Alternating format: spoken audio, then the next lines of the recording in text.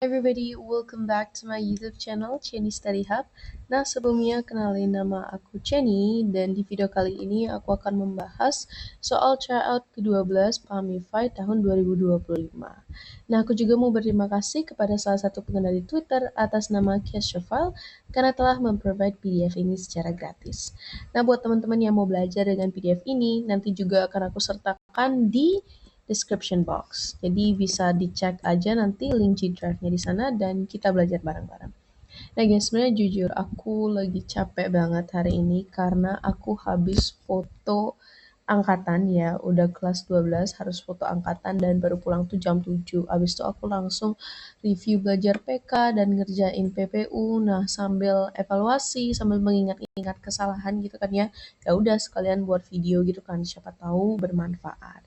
Nah, seperti yang udah di-spill di sini ya, hari ini kita akan specifically saya gitu mengevaluasi subtes pengetahuan dan pemahaman umum alias PPU. So without any further ado, let's just get into the first question. Oh ya, kayaknya di sini aku nggak bakal membahas soal secara berurutan ya. Aku akan membahas soal-soal yang menurutku itu ya sesuatu hal yang baru gitu. Nah, di sini kita lihat untuk soal yang pertama, ini ditanyakan terkait makna yang lebih luas dari kata sonar. Oke, kita lebih beri tanda terlebih dahulu, makna yang lebih luas, makna yang lebih luas dari kata sonar pada kalimat 5. Nah, kita lihat kalimat 5, kira-kira ini membahas tentang apa gitu. Nah, kalimat 5, perubahan lingkungan yang terjadi adalah penggunaan sonar di bawah laut, pencemaran air, dan kontaminasi sampah laut dan badai matahari. Dari sini ditanya, apa sih kira-kira makna yang lebih luas atau hipernim dari kata sonar? Nah, buat teman-teman yang belum tahu, nah intinya tuh sonar adalah sebuah alat yang digunakan untuk mendeteksi, mencari, mengamati benda-benda yang ada di permukaan laut. Nah, berarti sonar ini merupakan sebuah alat, ya kan? Oke, sonar ini dia merupakan sebuah alat yang dia itu menggunakan gelombang elektromagnetik, ya. Nah, kalau misalnya, ya emang agak susah sih karena di sini kita bermain dengan definisi. Tapi apakah ada cara lain yang dapat kita lakukan gitu kan ya? Kalau misalnya kita nggak tahu nih apa arti kata sonar gitu, ya udah kita lihat dari hal-hal yang kita punya di teks ini. Nah, kita lihat yang paling berdekatan dengan sonar itu adalah penggunaan sonar di bawah laut. Nah, kalau kita udah berbicara mengenai penggunaan, ya apa yang digunakan? Udah pasti alat kan? Sehingga alatnya ini adalah sonar yang digunakan di bawah laut. Oke, semoga dapat dipahami. Nah, di sini di kalimat 6 juga terdapat Paus juga menggunakan sonar untuk sistem navigasinya. Menggunakan berarti sonar ini dia sebagai alat. Oke, semoga dapat dipahami. Sehingga jawabannya adalah yang peranti. Nah, peranti ini merupakan sinonim dari kata alat. Nah, sedangkan gelombang ini merupakan bagian dari ya, bagian dari sonar tersebut yang menyusun gitu. Oke. Nah, kita di sini lanjut ke soal nomor 3. Soal nomor 3 ini ditanyakan terkait pola kalimat. Jadi, biasanya tipe-tipe soal kayak gini kita harus mencari pola kalimat yang sama. Kita baca, beberapa peneliti di Indonesia dan Amerika Serikat telah menelaah data tersebut sebagai bahan evaluasi. Oke, menelaah data tersebut sebagai bahan evaluasi. Memiliki pola kalimat yang sama dengan kalimat. Nah, maka dari itu, karena ini ditanyakan terkait pola kalimat, tentu kita harus petakan apa sih pola kalimat dari ini. Nah, yang pertama, kita tentukan mana predikatnya. Predikatnya itu adalah menelaah. Telah menelaah nih ya, dia berperan sebagai sebuah predikat. Oke? Nah, berarti mana subjeknya? Subjeknya adalah beberapa peneliti. Nah, kurang kelihatan ya. Saya coba ganti pakai warna lain yang lebih gelap. Nah, beberapa peneliti dari Indonesia dan Amerika Serikat ini dia berperan sebagai subjek. Dan yang terakhir kita akan menentukan mana objeknya. Ya, objeknya adalah data. Data tersebut ya. Ini dia sebagai objek. Dan yang terakhir, di sini ada informasi lagi sebagai bahan evaluasi. Nah, sebagai bahan evaluasi, dia di sini berperan sebagai pelengkap. Oke, dia berperan sebagai pelengkap. Sehingga kita cari mana sih yang pola kalimatnya itu S, P, O, dan pelengkap gitu. Kita lihat langsung di kalimat jawabannya itu adalah kalimat nomor 6 ya. Kenapa kalimat nomor 6? Kita lihat langsung di sini. Paus juga menggunakan sonar untuk sistem navigasinya. Kita petakan lagi seperti tadi. Menggunakan dia berperan sebagai predikat ya. Oke, predikat. Paus dia sebagai subjek, sonar sebagai objek, dan untuk sistem navigasinya dia sebagai pelengkap. Oke, semoga dapat dipahami. Nah, kalau misalnya kita mau latihan untuk membahas gitu kan ya, 2, 3, sama 4, 5 ini apakah dia pola apa gitu polanya kan. Nah, kita lihat dari kalimat nomor 2. Saya berikan warna berbeda. Hal tersebut terjadi karena, nah kalau hampir karena bla bla bla bla. Nah, ini dia sudah termasuk ke keterangan. Sedangkan di kalimat atau di pertanyaan kan nggak ada keterangan ya. Nah, terjadi dia sebagai predikat dan hal tersebut sebagai subjek. Nah, kita lihat lagi kalimat nomor 3. Peneliti dari College Science bla bla bla bla mengutarakan bahwa peristiwa ini kemungkinan disebabkan oleh 2 faktor, yakni antropogenik dan ilmiah. Nah, sebenarnya di sini aku juga masih agak bingung tuh kan ya dalam menentukan khususnya setelah kata bahwa. Nah, tapi aku ingat salah satu guru lesku, dia bilang kalau misalnya bahwa ini dia termasuk objek, tapi objeknya ini nanti dia bakal punya perluasan. Ya, perluasannya itu apa? Peristiwa ini kemungkinan berarti kan sebagai subjek, disebabkan itu sebagai predikat, sehingga dia walau dia itu nggak cuman SPO aja, tapi ada perluasan lagi di bagian objek seperti itu. Oke. Nah, kalau misalnya yang kalimat nomor 4, di sini teman-teman, ini adalah keterangan. Berdasarkan hasil penelitian, bencana antropogenik akibat ulah manusia bisa menyebabkan, berarti predikat ya, bencana antropogenik sebagai subjek, paus terdampar, ini dia objek, karena mamalia ini sangat sensitif terhadap perubahan lingkungan. Ini dia sebagai keterangan, karena ada kata karena. Sehingga yang paling tepat itu hanyalah yang kalimat nomor 6. Karena dia udah pasti gitu polanya adalah subjek, predikat, objek, dan juga pelengkap. Pelengkap itu karena ada kata untuk. Oke? Semoga dapat dipahami. Nah, di sini kita lanjut ke soal nomor 5. Soal nomor 5, kata tanah pada kalimat 1 berasosiasi dengan, nah kita lihat aja langsung kalimat nomor 1, angka kematian ibu dan bayi di tanah Papua jatuh melebihi rata-rata nasional. Nah, jadi asosiasi di sini ya bukan artinya tanah yang berasal dari Papua, tapi apa sih kira-kira yang relate gitu dia dengan kata Papua, apa yang kira-kira dia berasosiasi dengan apa gitu.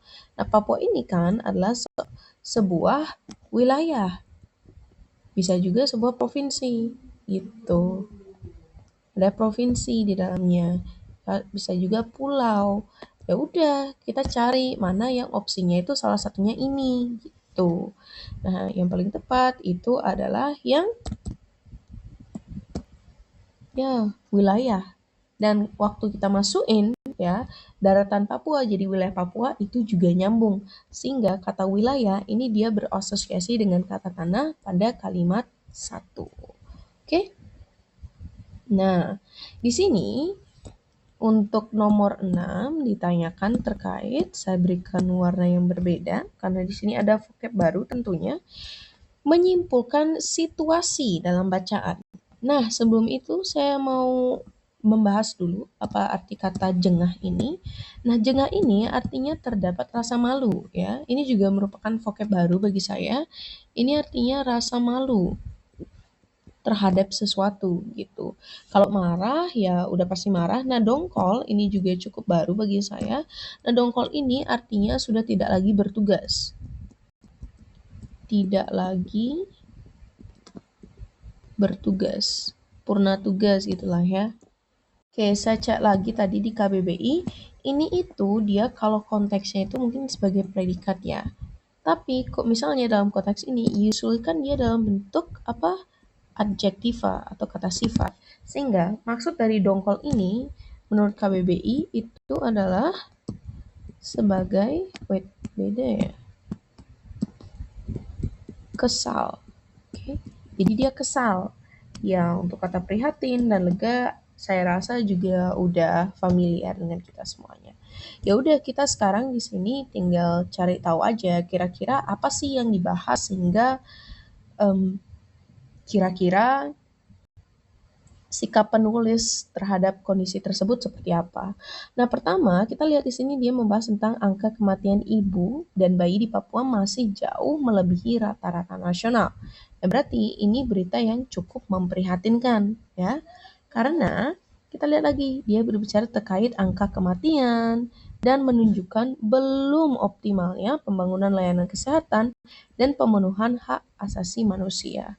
Ada faktor penyebabnya. Yang pertama, pemerintah belum optimal dalam membuat kebijakan dan program kesehatan. Kedua, kondisi sosial, budaya, ekonomi orang asli Papua sebagai pengguna layanan kesehatan turut memengaruhi sulitnya pemanfaatan akses teknologi fasilitas kesehatan yang ada. Ya udah, sekarang tinggal kita cocokkan ke opsi jawaban, ya. Apakah dia ada jengah atau rasa malu? Well, ini dia tidak membahas sama sekali ya. Kalau marah juga tidak membahas, apalagi kesal. Nah, yang paling tepat itu adalah prihatin. Karena apa? Di sini dia membicarakan terkait banyaknya itu adalah masalah. Masalah apa? Sehingga si penulis ini dia prihatin dengan kondisi tersebut. Dan kita sebenarnya bisa lihat juga sih dari informasi apa aja yang disampaikan. Nah, kalau misalnya lega, ini dia kurang tepat. Karena kan dia itu udah harus terjadi. Tapi udah harus terjadi dan hasilnya itu baik. Tapi kan di sini ya karena pemerintahnya belum optimal lah, karena kondisi sosial budaya masyarakat. Jadi kan dia bukan kondisi yang lega seperti itu. Semoga dapat dipahami. Kita lanjut ke soal nomor 9.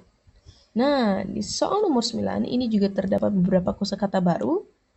Nah, sini ditanyakan terkait kata terkonsentrasi pada kalimat 2 memiliki makna yang berlawanan. Nah, jangan sampai lupa di sini ditanyakan terkait makna yang berlawanan karena saya sering banget salah baca makna yang berlawanan malah makna yang memiliki makna paling dekat gitu alias sinonimnya. Tapi kan di sini ditanyakan mengenai antonim ya. Jangan lupa terkait hal tersebut. Nah, terkonsentrasi itu kalimat 2 maksudnya kayak gimana? Ya udah kita baca aja kalimat 2-nya. Apabila sudah terkonsentrasi menjadi lingkar komunitas fandom, bisa menjadi modal sosial untuk aksi-aksi kolektif. Nah, ketika sesuatu ini terkonsentrasi, berarti kan dia basically dia itu terpusat kan, terpusat atau berkumpul di suatu titik. Oke?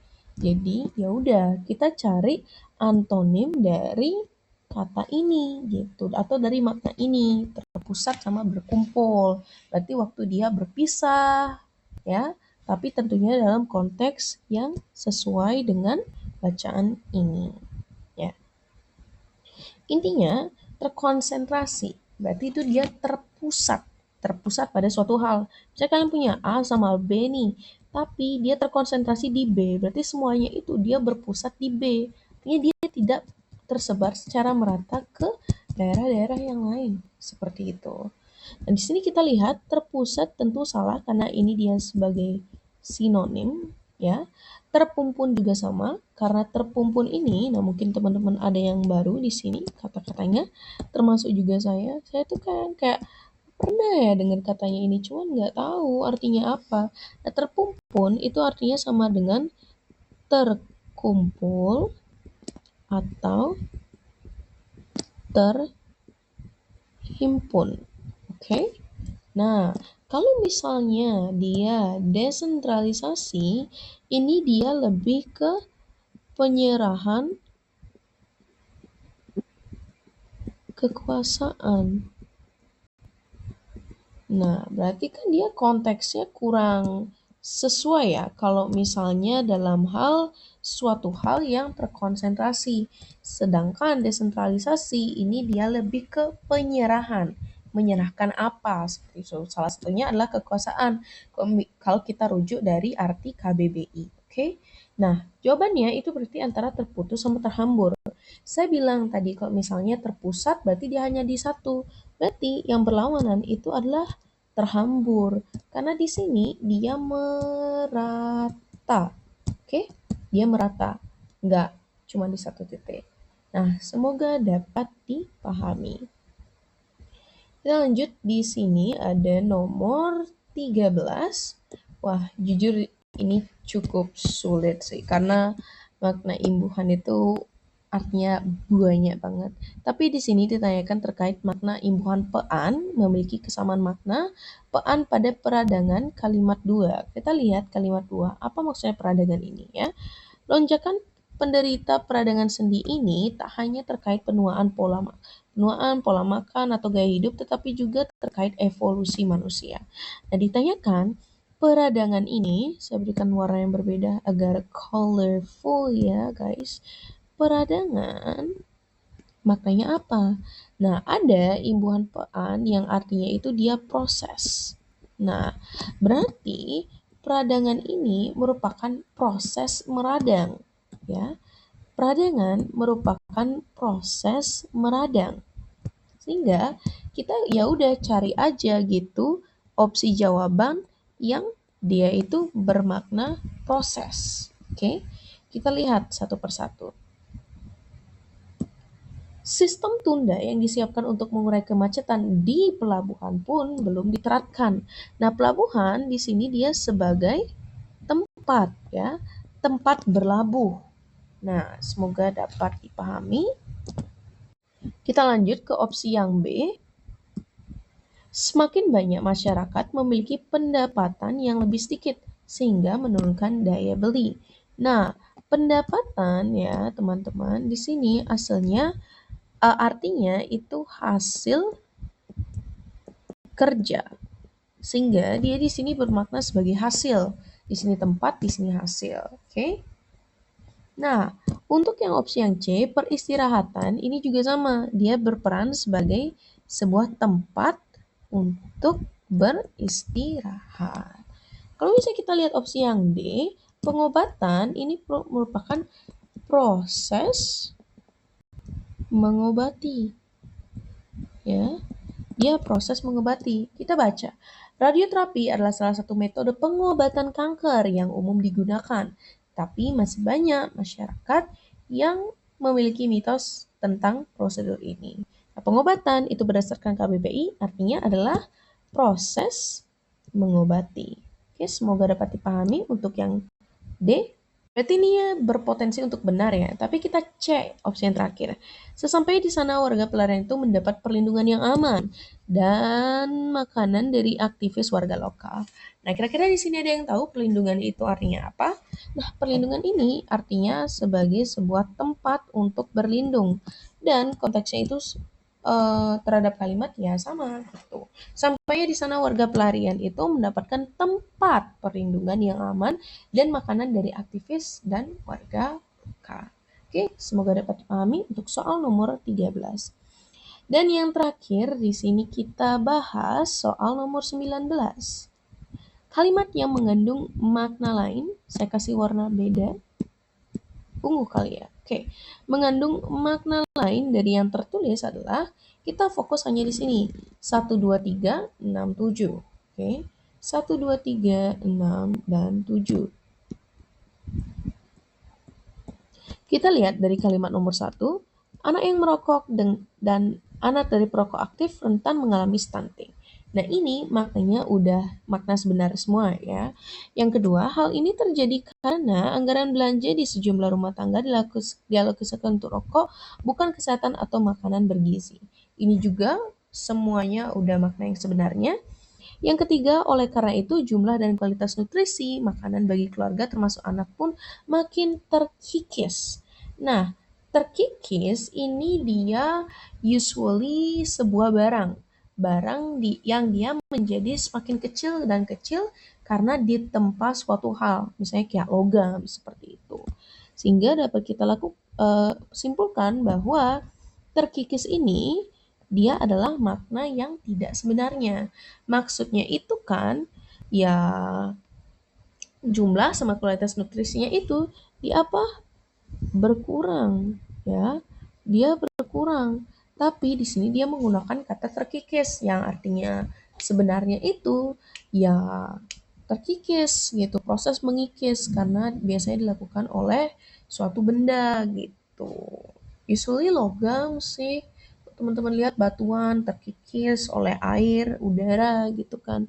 Dan untuk perihal jumlah dan kualitas nutrisi emang kurang tepat sih sebenarnya digunakan kata terkikis kalau misalnya itu diartikan sebenarnya gitu. Makanya dia memiliki makna lain. Oke. Nah, kita lihat juga kalimat nomor 7. Anak dengan stunting tak hanya terkandung perkembangan kognitifnya. Kalimat nomor 6 deng dulu ya. Stunting merupakan ancaman bagi pembangunan sumber daya manusia.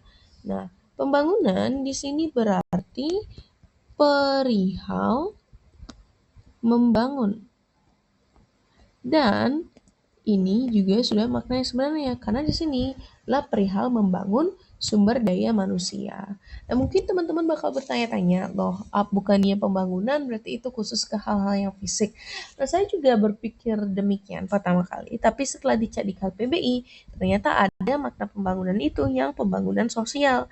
Mungkin berarti pembangunan dalam segala hal itu juga artinya sudah yang sebenarnya, yakni pembangunan sumber daya manusia. Di proses membangun sumber daya manusia, bagaimana caranya agar mereka lebih berkualitas, seperti itu. Untuk yang 7, anak dengan stunting tak hanya terganggu perkembangan kognitifnya, tapi juga beresiko sejumlah penyakit kronis saat dewasa. Ini juga sudah benar, sehingga jawaban yang tepat itu adalah kalimat nomor 3. Opsi yang C. Oke, semoga dapat dipahami. Thank you very much for staying till the end. So, buat teman-teman yang udah nonton sampai akhir, aku mau ngucapin terima kasih banyak banget. Semoga video ini dapat membantu dalam proses pembelajaran dan atas tengkar kita semuanya bisa lolos PTN tahun depan. Ya, jika diberikan rezeki. So, see you on the next study session with me, Jenny, in Jenny Study Hub. Bye-bye.